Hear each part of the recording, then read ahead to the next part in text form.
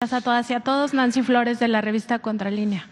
Presidente, en este tema que denunció penalmente Petróleos Mexicanos sobre un presunto fraude a la hacienda pública por alrededor o más de 48 millones de pesos, que involucraría a la presidenta de la Organización Mexicanos contra la Corrupción y la Impunidad, María Amparo Casar, preguntarle, presidente, sobre estos regímenes de privilegios que se tenían entonces. El expediente abunda sobre estos temas, tiene muchísimas documentaciones, cheques incluidos, que demuestran la transferencia del dinero público a cuentas privadas.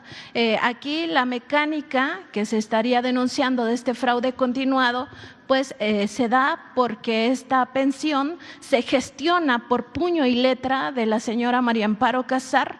Ahí están los documentos donde ella, a los 8 días de esta trágica situación, va y solicita esta pensión. Nadie firmó por ella, es ella directamente quien está firmando estos documentos. Y se revela no solo que hay un pago de recursos por alrededor de o un poco más de 31 millones de pesos por pensión, sino que hasta el gas y la canasta básica acabaron pagando los mexicanos y mexicanas hasta febrero de 2024, y que durante la edad que Pemex considera que los hijos tienen que recibir un beneficio, sus hijos de María Amparo Casar, son 2, recibieron la beca para estudiar en el ITAM. Eso nos costó a los mexicanos 1.8 millones de pesos.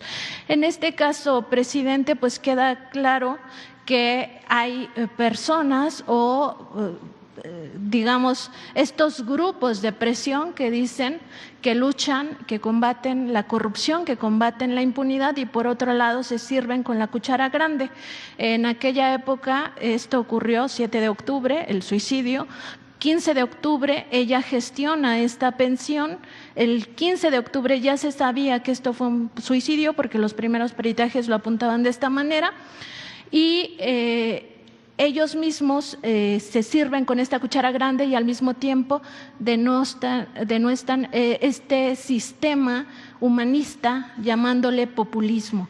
Es decir, para ellos lo que es legítimo es la apropiación del dinero público y de los bienes de la nación por parte de la oligarquía, pero no estos regímenes humanistas donde se garantiza que las personas con menos ingresos o en situación de pobreza y pobreza extrema reciban recursos públicos. Entonces, preguntarle justamente por esta mecánica que ha servido y que ahora están diciendo ellos es persecución política, cuando en realidad hay pruebas de los hechos de presunta corrupción, presidente.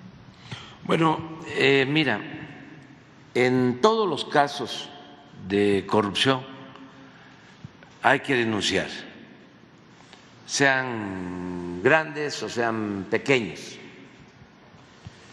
se tiene que denunciar. Y la corrupción en México ha sido protegida,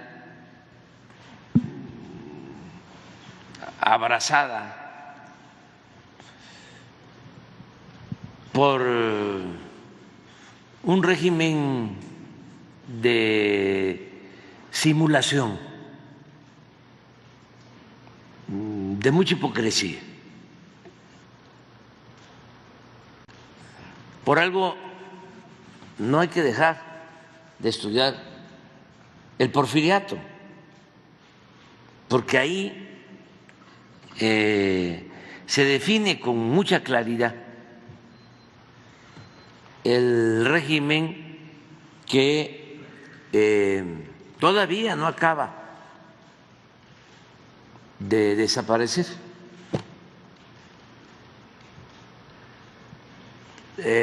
Porfirio Díaz era el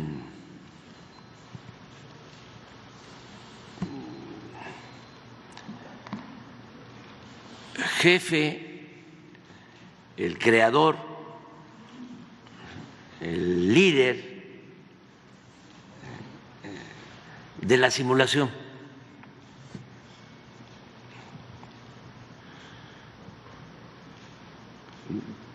Se decía una cosa y se hacía otra. Y todo era legal. Se violaba la Constitución en el fondo, pero se respetaba en la forma. Se hablaba de 3 poderes, pero el poder de los poderes era el Ejecutivo, era él. De ahí surge el destape con Porfirio, es el creador del destape, de toda la simulación democrática, de las listas para sacar a los diputados. Se llegó a decir: soy diputado gracias al presidente o por decisión del presidente. El acarreo, la cargada, el besamanos,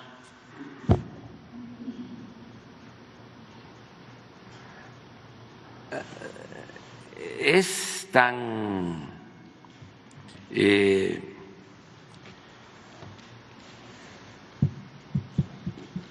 bien construido ese régimen antidemocrático, y además como tarda mucho, 34 años, que no pudo la revolución destruir. Se trasladó a la época posrevolucionaria.